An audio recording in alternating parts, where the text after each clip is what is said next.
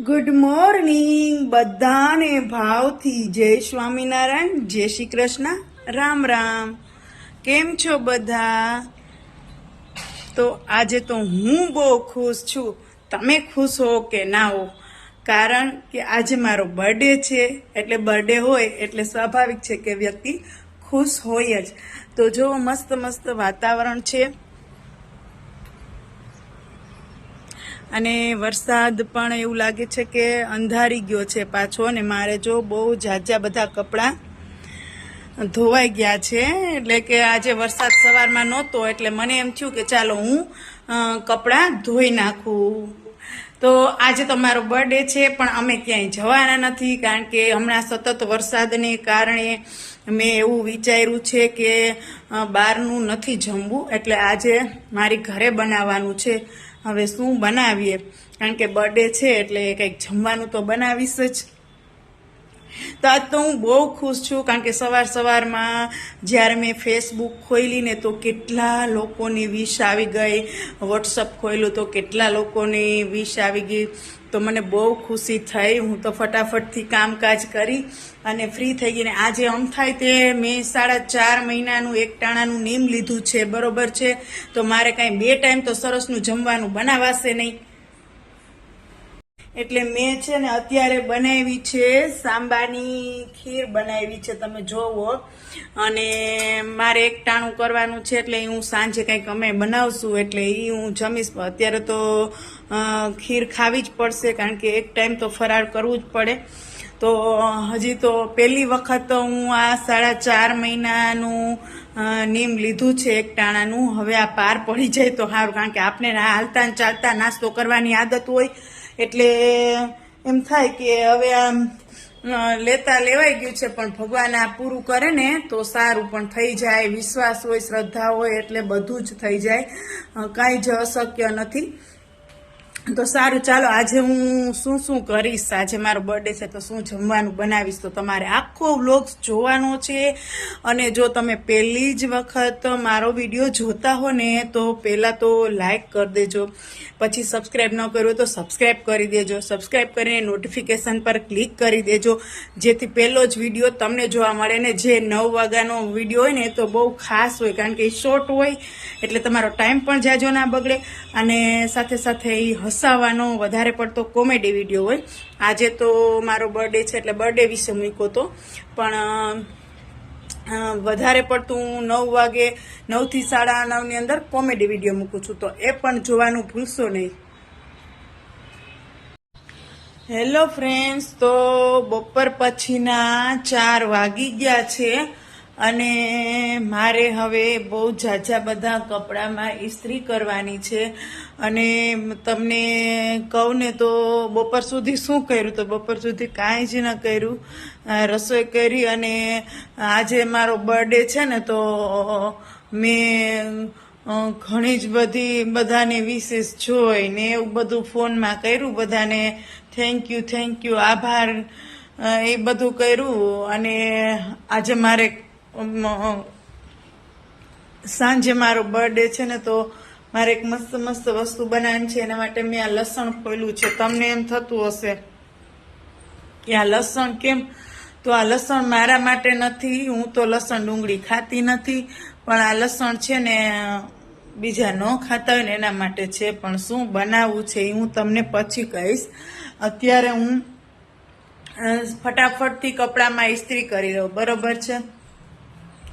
કારણ કે હવે રસોઈ પણ બનાવવા ધીમે ધીમે વરગવું પડશે ને, સાંજ પડી જશે તો પછી ભેગું નહીં થાય મારું એટલે. અને ઓમભાઈ પણ એની રીતે જો વાંચે છે અને લખે છે. અને વાતાવરણ આજ વરસાદ જેવું જ છે, સેજ વરસાદ આવ્યો પણ અત્યારે પવન છે, વરસાદ નથી. જો તમે સરસ મજાનું વાતાવરણ તો છે, પણ હવે એવું લાગે છે કે રોડ ને બધું સુકાઈ ગયું છે. હવે વરસાદ નહીં આવે અને હવે વરસાદ જોતો પણ નથી, કારણ કે વરસાદથી તો બહુ કંટાળી ગયા છીએ. અને આ વરસાદે ઘણી જગ્યાએ બહુ નુકસાની કરી છે. કેટલાય લોકોના ઘરમાં પાણી ગરી ગયા છે. અને કેટલા હેરાન થઈ ગયા છે, કેટલાયની વસ્તુ બગડી છે. અને હવે તો વરસાદ આવત તો ખેતરમાં પાક પણ બગડત. એટલે હવે વરસાદ રહી ગયો ને તો શાંતિ થઈ. એટલે ચાલો હવે હું ફટાફટથી મારું કામ કરીએ ને આજે મારે શું બનાવવાનું છે ને એ તમે આખો વિડીયો જોજો, પછી તમને કહીશ કે આજે શું બનાવીશ એમ. બરોબર ને? હાલો ફ્રેન્ડ્સ, તો રસોઈ બનાવવા માંડીએ. તમને મેં કીધું તું કે હું કંઈક બનાવવાની છું સાંજ માટે. તો જેને જેને જમવાનું કહેવાનું હતું એને તો કહેવાઈ ગયું છે જમવાનું. અને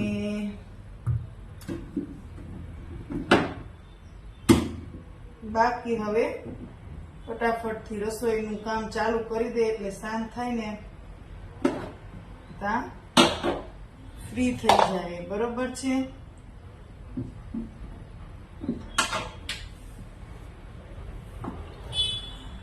તો આ નિમી એકાદશી આવી ને ત્યારે બધા કંઈક ને કંઈક નીમ લેતા હોય મંદિરે. મને એમ થયું કે મારે શું નીમ લેવું એમ, કે શું એવું નીમ લઉં એમ. તો મેં છે ને 4.5 મહિનાનું એક ટાણાનું નિયમ લીધું છે કે 4.5 મહિના સુધી મારે એક ટાઈમ જમવાનું. તો મમ્મી કે આ બહુ અઘરું નિયમ છે સોના, શું કામ લીધું? આ 2-3 દિવસની વાત હોય તો બરોબર છે. 4.5 મહિના સુધી તું એક ટાઈમ જમીશ ને તો તું પછી ક્યાંક બીમાર પડી જાય ને. હું કહું કાંઈ મને કાંઈ નહીં થાય, જમવાનું કંઈ ઓછું કરવાથી શું બીમાર પડીએ? હું કહું ગમે એમ થાય ને. હું અમે તે બહુ જાડી થઈ ગઈ છું મમ્મી, તો મારે છે ને 4.5 મહિનાનું નીમ તો એક વખત લેવું જ છે. નિમી એકાદશીથી ગમે એમ થાય, અને એ મારે કંઈ અધૂરું છોડવું નથી. હવે ભલે પછી નબળે આવી જાય કે જી થાય, પણ ઘણા દિવસ થયા પણ આમ તો ફાયદો છે. કારણ કે વચ્ચે બહુ બોડી વધી ગયું હતું. હવે તમે જોવો કે આપણે એક ટાઈમ જ જમતા હોઈએ, પ્લસ તમે તળેલું ન ખાતા હોય, હું નથી ખાતી, એટલે તમારા બોડીમાં થોડોક તો ફેર પડી જ જાય. એટલે મને આ 4.5 મહિનાનું નીમ અને મારે જે ડાયટિંગ કરવું હતું એ નીમે કરીને ગમે એ થાય. બાકી જો નીમ ના હોત ને તો પાછું ગમે એ હોય ની નાસ્તો કરવા માંડીએ ને તેલવાળું ના તે ચોરા પડીને જીરાપુરી ને એવું આપણે ઘરમાં હોય ને એટલે આપણે ખાધા જ રાખવાના હોઈએ.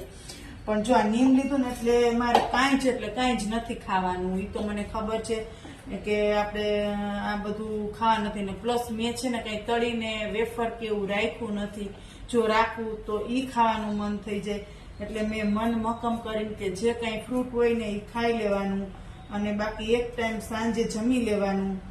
આમ કરતા 4.5 મહિના મારે કાઢવાના છે કે 4.5 મહિના સુધી છે ને સાંજે કાંઈક બહાર ગઈ તો બપોરે જમી લઈશ, એવી રીતે. એક પ્રોબ્લેમ થાય કે જ્યારે કોઈ મહેમાન આવ્યું હોય ત્યારે રસોઈ બનાવવાની હોય તો એ રસોઈ આપણે કોઈ ટેસ્ટ કરવી હોય કે આમાં હવે શું ઘટે છે કે, તો એ થોડીક પ્રોબ્લેમ રહે, પણ એ સામાન્ય કહેવાય. તો સારું, ચાલો આજે મારો બર્થડે છે ને તો મારે હોટલમાં જવાનું જ હતું, એ ફાઇનલ હતું. પણ આ 3-4 દિવસ સતત વરસાદ આવ્યો ને, આમ તો કેટલા દિવસ થયા પણ બહુ વરસાદ આવ્યો ને એટલે પછી મને એમ કહી દીધું કે સોના છે ને આવવાનું છે ને બધી વસ્તુ એટલી બધી સરસ ના હોય કે એમના વરસાદને લીધે કે મારું મન નથી માનતું કે. તો મેં કીધું કાંઈ નહીં, તો ઘરે આપણે બનાવીએ. તો હવે તમને સમજાઈ ગયું છે કે ધીમે ધીમે આ બધું સુધારવા માંડ્યા છે. એટલે આમાં પાવભાજીના ઈંધાણ દેખાય છે, તો રાઈટ પાવભાજી જ બનાવવાની છે. અને એ પણ ઓમને બહુ ભાવે એટલે પાવભાજી બનાવશું. પણ વસંત માટે તો બાજરાનો રોટલો જ બનાવ્યો છે કે મારે બાજરાનો રોટલો ને ભાજી ખાવી છે. મેં કીધું તો બધાયના બનાવીએ, પણ બર્થડે હોય એટલે છોકરા માને ન માને.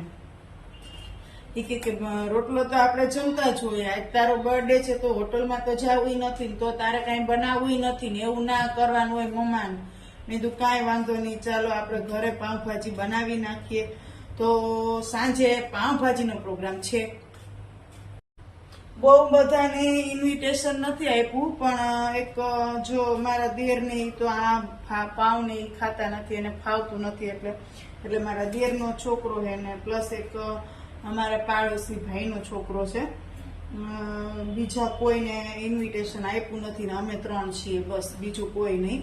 કારણ કે આજ વખતે એમ થાય કે કંઈ બહુ બનાવવું નથી, બહુ ઈચ્છા નથી ને એક ફઈ તો મારા ફઈ તો ધામા વહી ગયા ને મારા ફઈજી પણ બહુ બીમાર છે, એટલે આ તો છોકરાઓનું મન રાખવા માટે આ બધું કરવું પડે. બાકી આ બધું બનાવવાની બહુ કઈ ઈચ્છા નથી એમ કે હવે એક ટાઈમ જમવું તો વ્યવસ્થિત શાક ને રોટલી જમી લઈએ તો મજા આવે એમ. એટલે સંજોગો એવા છે ને કે આમ એટલી બધું આમ ખુશી નથી થતી, આમ આનંદ નથી થતો એમ. એટલે તો ઘરે જ બનાવવાનું નક્કી કરી નાખ્યું કે ચાલો ઘરે બનાવી અને આ છોકરાઓનું માને રહી જાય અને 2 વાતું. પાછું ઈ કે તું તો કેક ના કાપ, પણ મેં કીધું હવે અમારે આવડા મોટા ને શું કઈ કેક કાપવાની હોય બાપા, હવે કેક જ છે. તો જો પવન ચાલુ થયો છે ને વરસાદ અંધારો છે, મારે કપડા હજી સુકાય છે એ લેવા જોઈએ. મેં કીધું અમારે આવડા મોટા ને કેક ના હોય, તમારા હાટે જમવી હોય ને પણ ભાઈ તો હું બનાવી દઈશ, મને આળસ નથી થતી. પણ એમ સારું ચાલો, તો વાતુમાં તમને બધાને કહી દીધું કે આજે સાંજે મારો બર્થડે છે ને તો પાઉંભાજી બનવાની છે, તો અમે તો પાઉંભાજી જમવાના છીએ. અને હાય ઓમ તો વાતાવરણ વરસાદ જેવું પાછું થઈ ગયું છે ને મને બહુ ઉતાવળ છે કે મારા કપડા છે ને થોડાક સુકાય છે ને ભીંજાઈ ના જાય. તો સારું ચાલો, હવે આ વિડીયો હું અહીંયા સુધી જ રાખું છું, કારણ કે હવે મારે છે ને બહુ થોડીક રસોઈમાં ઝડપ રાખવી જોઈએ અને કપડાં મારે લેવા જવા છે દોરીએ. તો જોતા રહો આવા સરસ મજાના બ્લોગ્સ. અને ફરી એક વખત જે લોકો મારા વિડીયો જોવે છે, જે ફેસબુક ફ્રેન્ડ્સ છે બધા, જે વોટ્સઅપમાં પણ બધા મારા વિડીયો જોવે છે, એ બધા જ્યારે આ વિડીયો જુઓ ને તો એ બધાને ભાવથી દિલથી થેન્ક યુ કે તમે બધાએ મારો બર્થડે હતો તો તમે બધાએ મને હેપી બર્થડે કીધું અને મને એક પ્રકારની કંઈક અલગ જ ખુશી થઈ કે જેનું શબ્દોથી હું વર્ણન ના કરી શકું. પણ એટલું કહી શકું કે બધાને થેન્ક યુ કે આજે મારો બર્થડે છે તો હું બધા માટે સ્વામિનારાયણ ભગવાન પાસે પ્રાર્થના કરું કે હે સ્વામિનારાયણ ભગવાન બધાને સુખિયા કરજો ને બધાની મનોકામના પૂર્ણ કરજો. સારું ચાલો, આટલું કહીને હું મારો અહીંયા બ્લોગ્સ પૂરો કરું છું. બધાને ભાવથી જય સ્વામિનારાયણ, જય શ્રી કૃષ્ણ, રામ રામ. ફરી મળીશું એક નવા બ્લોગ સાથે.